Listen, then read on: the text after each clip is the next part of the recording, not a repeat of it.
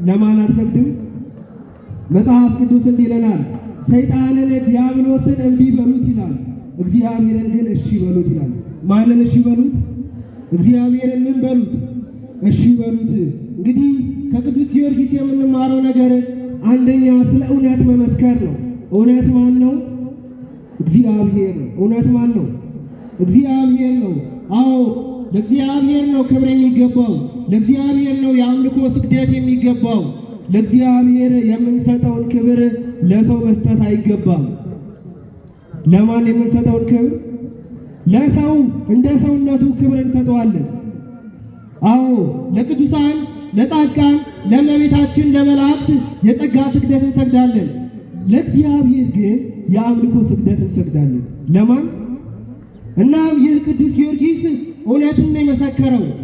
ስለ እውነተኛው ኢየሱስ ክርስቶስ፣ ስለ እውነተኛው እግዚአብሔር ብሎ በምድር ንጉሥ ፊት ተከሰሰ። በምን ፊት? በምድር ንጉሥ ፊት። ለዚህ እኮ ነው መጽሐፍ ቅዱስ እንዲህ ይላል፣ ሥጋችሁን የሚገሉትን አትፍሯቸው ይላል። ለምን? ሥጋችሁንም ነፍሳችሁንም ማጥፋት አይቻላቸውምና፣ ይልቁንስ ሥጋችሁንም ነፍሳችሁንም ማጥፋት የሚችለውን እግዚአብሔርን ፍሩት ይላል። እኔና እናንተ ወዳጆቼ ለየትኛው ነው የምንገዛው? ከወንጌል ኃላፊ መምህራን፣ ሊቃውንተ ቤተክርስቲያን እንዲሁም ዘማሪያን አባቶቼ፣ እናቶቼ በልዑል እግዚአብሔር ስም በድጋሚ እንደምን አደራችሁ? አሜን። የአምላካችን የእግዚአብሔር ስሙ የተባረከና የተመሰገነ ይሁን። እንደ እግዚአብሔር መልካም ፍቃድ ለጥቂት ደቂቃ በዮሐንስ ራእይ ምዕራፍ 2 ቁጥር 10 ላይ ያለውን ኃይለ ቃል መነሻ አድርገን የዕለቱን ትምህርት እግዚአብሔር አምላክ ያስተምረናል። ርዕሱን እኔ ካልኩ በኋላ ሁላችሁም አንድ ላይ በጋራ እንለዋለን። እስከ ሞት ድረስ የታመንክ ሁን፣ የሕይወትንም አክሊል እሰጥሃለሁ።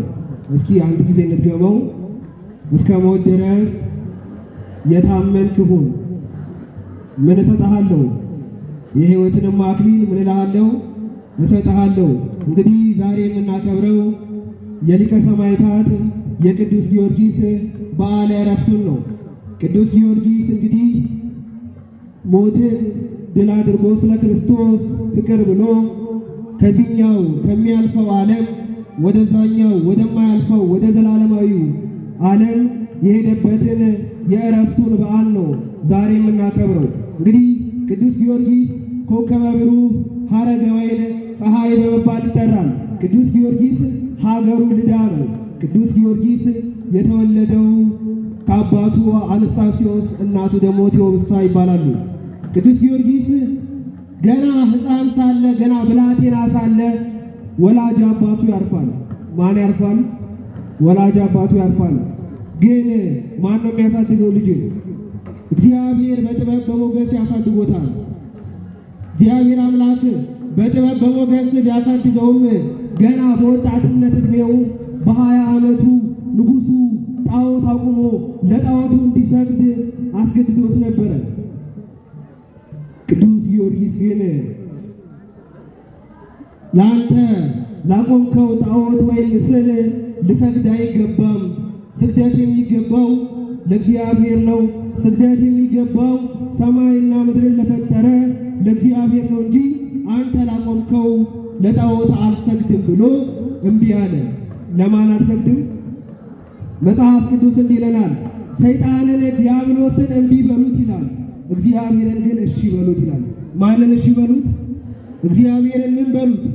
እሺ በሉት። እንግዲህ ከቅዱስ ጊዮርጊስ የምንማረው ነገር አንደኛ ስለ እውነት መመስከር ነው። እውነት ማን ነው?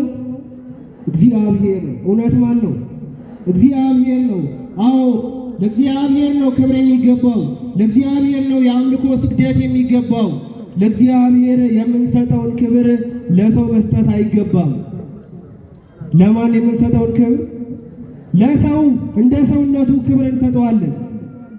አዎ ለቅዱሳን፣ ለጻድቃን፣ ለእመቤታችን፣ ለመላእክት የጸጋ ስግደት እንሰግዳለን። ለእግዚአብሔር ግን የአምልኮ ስግደት እንሰግዳለን። ለማን?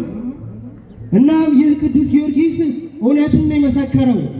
ስለ እውነተኛው ኢየሱስ ክርስቶስ፣ ስለ እውነተኛው እግዚአብሔር ብሎ በምድር ንጉሥ ፊት ተከሰሰ። በምን ፊት? በምድር ንጉሥ ፊት። ለዚህ እኮ ነው መጽሐፍ ቅዱስ እንዲህ ይላል፣ ሥጋችሁን የሚገሉትን አትፍሯቸው ይላል። ለምን? ሥጋችሁንም ነፍሳችሁንም ማጥፋት አይቻላቸውምና። ይልቁንስ ሥጋችሁንም ነፍሳችሁንም ማጥፋት የሚችለውን እግዚአብሔርን ፍሩት ይላል። እኔና እናንተ ወዳጆቼ ለየትኛው ነው የምንገዛው? ለየትኛው እውነትስ ነው የምንገዛው? ቅዱስ ጊዮርጊስ እውነትን መሰከረ። ለዚህ እኮ ነው በማቴዎስ ወንጌል ምዕራፍ 10 ላይ ምን ይላል? በሰው ፊት ለሚመሰክርልኝ ሁሉ ደግሞ እኔ ደግሞ በሰማይ ባለው በአባቴ ፊት መሰክራለሁ ይላል። ስለማን መመስከር? ስለማን? ስለ እግዚአብሔር። ወጣቶች አሁን ላይ ስለማን ነው የምንመሰክረው? ስለ ኳስ፣ ስለ ፊልም፣ ስለ ፖለቲካ ወይስ ደግሞ ስለ እግዚአብሔር? ከሁሉም መመስከር ያለብን ስለማን ነው? ስለ እግዚአብሔር። ሕይወትን ለሰጠን፣ ሕይወትን የሚያስቀጥልልን የሚያኖረን፣ ሳንለምነው የሚያስፈልገንን የሚሰጠንን እግዚአብሔርን ለዓለም ማስተዋወቅ አለብን። ለማን? ለዓለም። ሕይወታችን፣ ኑሯችን ሁሉ እግዚአብሔርን መመስከር መቻል አለበት። ስለ እግዚአብሔር ማሳወቅ መቻል አለበት። ስለማን? ስለ እውነት ማለት ነው። ሕይወታችን እውነተኛ ከሆነ፣ ኑሯችን እውነተኛ ከሆነ፣ አንደበታችን፣ ንግግራችን፣ ውሏችን እውነት ከሆነ እነዚህ ክርስቲያኖች እውነተኞች ናቸው፣ የእነሱ አምላክ እውነተኛ ነው ተብሎ እግዚአብሔር ይመሰገናል። ቅዱስ ጊዮርጊስ እንደዚህ ነው ያደረገው። ስለ እውነት መሰከረ። ስለ እውነት እንድንመሰክር ማን ይርዳን? ማን ይርዳን? ዛሬ ዓለም በአንድም በሌላ መንገድ እያታለለችን ነው። እውነትን እየለየች ከእውነት ይልቅ ሐሰትን እንድንመርጥ እያስገደደችን ነው። ግን እውነቱን ይዘን በእውነተኛ ቦታ ላይ እንድንሰለፍ ማን ይርዳን? እግዚአብሔር ይርዳን። እንግዲህ ቅዱስ ጊዮርጊስ ልዩ መከራ አሳልፏል። ስለማን ብሎ? ስለ ክርስቶስ ፍቅር ብሎ። ስለማን? ስለ ክርስቶስ ፍቅር ብሎ የተለያዩ መከራዎችን ለ7 ዓመታት ተቀብሏል። ዛሬም እኮ ወዳጆቼ እኔና እናንተ በትዳር ልንፈተን እንችላለን፣ በትምህርት ልንፈተን እንችላለን፣ በስራ ማጣት ልንፈተን እንችላለን። ሃይማኖታችንን ግን መቀየር የለብንም። ምናችንን? እምነታችንን መቀየር የለብንም። ያመንነው እግዚአብሔር በታገስነው ልክ በጎ ነገር ይሰጠናል። ቅዱስ ጊዮርጊስ የተለያየ መከራ ቢበዛበትም እግዚአብሔርን አልካደም። እኔና እናንተስ በየትኛው ጥቂት መከራ ይሆን እግዚአብሔርን የምንክደው? እግዚአብሔርን እንዳንክደው ማን ይርዳን? ምክንያቱም ክርስቲያን ከሆነን መጽሐፍ ቅዱስ እንዲህ ይለናል፣ በዓለም ሳላችሁ መከራ አለባችሁ ይላል። ምን አለላችሁ? በዓለም ሳላችሁ ምን አለባችሁ? መከራ አለባችሁ። ለምንድን ነው መከራ ያለብን? ክርስቲያን ስለሆነ። ዓለም እንኳን ለእኔና ለእናንተ ለባለቤቱ ለክርስቶስ እንኳን አልተመቸችውም አይደለም።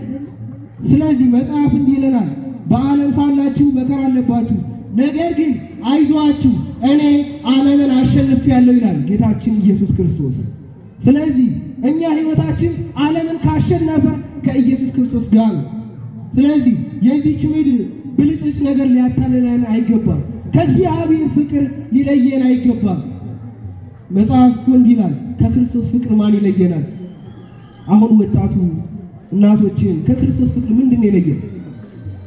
ብዙ ነገር እኮ ከእግዚአብሔር ቤት ለይቶናል። አዎ ቅዱስ ጊዮርጊስን ግን ከእግዚአብሔር ቤት አልለየውም። ምንም ነገር መከራው፣ ችግሩ፣ ስቃዩ፣ እንግልቱ ከእግዚአብሔር ፍቅር አላራቀውም። እኔና እናንተ ምናልባት ቤት ብናጣ ቤት ለማግኘት ብለን ሃይማኖት ልንቀይር እንችል ይሆናል። ምናልባት የትዳር አጋር ብናገኝ ሃይማኖት ልንቀይር እንችል ይሆናል። ይህም እኮ ችግር አይባልም።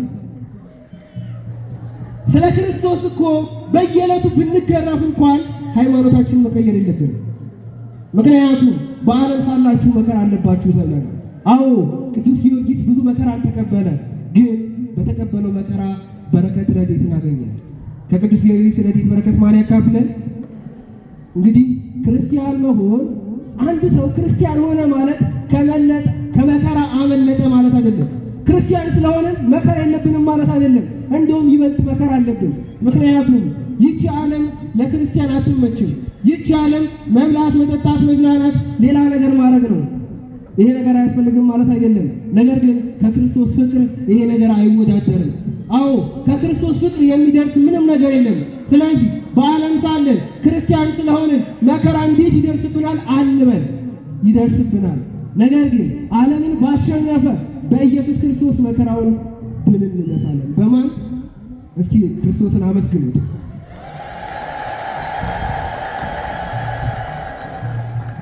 ከክርስቶስ ጋር ከሆነ ዓለምን እናሸንፋለን። ለዚህ እኮ ነው የድል አክሊል ዛሬ ሚያዝያ 23 ቅዱስ ጊዮርጊስ በዓለ ዕረፍቱን የምናስብለት የምናከብርለት። ቅዱስ ጊዮርጊስ ምንድን ያለው? ቅዱስ ጳውሎስ እኮ በመጽሐፉ ሲነገር መልካሙን ገድል ተጋድያለሁ አለ። ምኑን ገድል? መልካሙን ገድል ምን ተጋድያለሁ። መልካሙ ገድል ምንድን ነው? ስለ ክርስቶስ መነቀፍ፣ ስለ ክርስቶስ መሰደብ፣ ክርስቶስን ማሳወቅ ላላወቁ ሰዎች ያወቁትን ደግሞ በእምነታቸው እንዲጸኑ ማድረግ። መልካሙን ገድል ተጋድያለሁ ሩጫዬንም ጨርሻለሁ። ወገኖቼ አሁን እኔና እናንተ ሩጫዬን ጨርሻለሁ የምንለው ምን ስናደርግ? ምናልባት ትዳር ስንይዝ፣ ምናልባት ልጅ ስንወልድ፣ ምናልባት ልጆቻችን ተምረው ሲመረቁ፣ ምናልባት ልጆቻችን ሲያገቡ ይሆናል አይደለ? ምናልባት ደግሞ ቤት ስንሰራ፣ ምናልባት የምንፈልገው የኢኮኖሚ ደረጃ ላይ ስንደርስ ሩጫዬን ጨርሻለሁ ልንል እንችላለን። ግን እንደዛ አይደለም። ሩጫ መጨረስ ማለት ቅዱስ ጳውሎስ እንደሚነግረን ስለ ክርስቶስ መነቀፍ፣ ክርስቶስን ማስተዋወቅ፣ በሕይወታችን ላይ እግዚአብሔርን ማሳየት። በሕይወታችን ላይ ማንን ማሳየት? እግዚአብሔርን ማሳየት። ዛሬ እኮ ጥቂት ስልጣን ስትኖረን ከእግዚአብሔር ቤት የምንርቅ ብዙዎች አለን። ጥቂት እውቀት ስትኖረን ከእግዚአብሔር ይልቅ በእውቀታችን የምንታበያለን። አይደለም። መሆን ያለበት ምንድን ነው? በእውቀታችን፣ በስልጣናችን፣ በትምህርታችን እግዚአብሔር ቀዳሚ እንደሆነ ማሳወቅ አለብን። በኑሯችን ሁሉ፣ በተጋድሏችን ሁሉ፣ በውጣ ወረዳችን ሁሉ፣ በትዳራችን ሁሉ የማን ረድኤት እንዳለበት ማወቅ አለብን። የእግዚአብሔር ረድኤት መኖሩን ማወቅ አለብን። ከዚህ በመቀጠል ግን የምናየው ነገር ምንድን ነው? ወጣትነታችንን ለእግዚአብሔር አሳልፈን መስጠት አለብን። መጽሐፍ እንዲህ ይለናል፣ በጉብዝና ወራት ፈጣሪን አስብ ይላል። ቅዱስ ጊዮርጊስ ወጣት ነው፣ ግን በወጣትነቱ ዓለም አላታለለችው። ወጣትነቱን ለእግዚአብሔር አገልግሎት ነው ያዋለው። አዎ በወጣትነት ብዙ ፈተና ይመጣል። ብዙ ነገሮች ያምኑናል። ብዙ ነገሮች ከእግዚአብሔር ሊለዩን ይፈልጋሉ። መጽሐፍ ግን እስከ መጨረሻው ድረስ የታመንክ ሁን ይላል።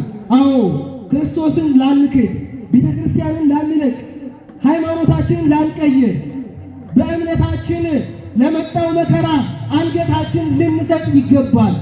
ደግሞ እሱ ብቻ አይደለም። በወጣትነታችን ዘመን በስተርጅናም ዘመን ስለ ሃይማኖታችን ማወቅ ግዴታችን ነው። ስለምናችን ማወቅ? ስለ ሃይማኖታችን ማወቅ፣ ስለ እግዚአብሔር ማወቅ። እግዚአብሔር በገለጠልን መጠን፣ ቤተ ክርስቲያን በምታስተምረው መጠን ስለ እምነታችን መረዳት ግዴታችን ነው። መብታችን ብቻ ሳይሆን ምናችን ጭምር ነው፣ ግዴታችን ነው። የዚህ ዘመን ሰማዕትነት እኮ ቃሉን ሰምቶ እንደ ቃሉ መኖር ነው። እንደ ቃሉ እንድንኖር ማለት ይዳል እግዚአብሔር ይዳል። ስለ ክርስቶስ መሰደብ፣ መነቀፍ፣ መከራ መቀበል ቢያቅተን እንኳን ጊዜያችንን ለእግዚአብሔር ሰጥተን ሕይወታችንን ለእግዚአብሔር ሰጥተን እንደ ቃሉ መኖር መልካም ነገር ነው። እንደ ቃሉ እንድንኖር ማለት ይዳል እግዚአብሔር ይዳል። ወጣቶች ከቅዱስ ጊዮርጊስ ምን እንማራለን? ንጽህናችንን መጠበቅ፣ ቅድስናችንን መጠበቅ። አዎ ለእናት ለአባቶቻችን መታዘዝ፣ ደግሞም ከምንም በላይ ለእግዚአብሔር መታዘዝ ይበልጣል። ለማን መታዘዝ? ለእግዚአብሔር መታዘዝ። እንዲህ ይላል መዝሙረ ዳዊት መዝሙር 119 ላይ ወጣት መንገዱ በምን ይነጻል? ወጣት መንገዱ በምን ይቀናል? በእግዚአብሔር ቃል አይደለምን ይላል። አዎ ሕይወታችን በጎ የሚሆነው ኑሯችን መልካም የሚሆነው በሰላም ወጥተን የምንገባው ጸሎት ስናደርግ ቃል እግዚአብሔርን ስናዳምጥ። ስለዚህ ሕይወታችን መልካም፣ ትዳራችን መልካም፣ ስራችን የቃና እንዲሆን የማንን ቃል መስማት አለብን? የማንን ቃል? የእግዚአብሔርን ቃል መስማት አለብን። ደግሞም መስማት ብቻ በቂ አይደለም። ምን ያስፈልጋል? መተግበር ያስፈልጋል። መታመን ያስፈልጋል። እግዚአብሔር አምላክ እንደሆነ ካመን ደግሞ መታመንም ያስፈልጋል። ስለ ክርስቶስ የሚደርስብንን መከራ፣ ስለ ክርስቶስ ብለን የሚደርሱብን ትችቶች በጸጋ ልንቀበላቸው ያስፈልጋል። ሌላው በወጣትነት ዘመን ጊዜንና እውቀታችንን ለእግዚአብሔር ቤት ማዋል አለብን። ምናችንን? አዎ ዓለም እኮ እውቀታችንን፣ ጊዜያችንን፣ ክህሎታችንን እንደፈለገች ተጠቅማ ልክ ስናረጅ አምጥታ ቤተክርስቲያን ትተወናለች። አዎ ቤተክርስቲያን በሰርጅና ብንመጣ ትቀበለናለች፣ በወጣትነትን ዘመን ብንመጣ ትቀበለናለች። ነገር ግን ይህንን በጎ ዘመን ይህንን የወጣትነት ዘመናችንን እንደ ቅዱስ ጊዮርጊስ ለእግዚአብሔር ቤት ልናውለው ያስፈልጋል። ለመልካም አገልግሎት እንድናውለው ማን ይርዳን? እግዚአብሔር ይርዳን። ከዛ በተጨማሪ ከምንም በላይ ትውልዱ ጠያቂ ነው። በመንፈሳዊ እውቀት ራሳችንን ማሳደግ መቻል አለብን። ወጣቶች፣ ወላጆችም፣ ልጆችም ሁላችንም ስለ ሃይማኖታችን በደንብ ማወቅ መማር፣ ደግሞ ያወቅነውን ማሳወቅ ይገባል። ዛሬ ሊቀ ሰማዕታት ቅዱስ ጊዮርጊስ በዓለ ዕረፍቱ ብቻ ብለን መሄድ የለብንም። ስለምን መከራን ተቀበለ? ስለ ክርስቶስ ስም እኔና እናንተ ስለምን መከራ እየተቀበልን ያለ ነው? ይህንን ማወቅ ያስፈልጋል። ሌላው በስራችን በእምነታችን ትጉ መሆን አለብን።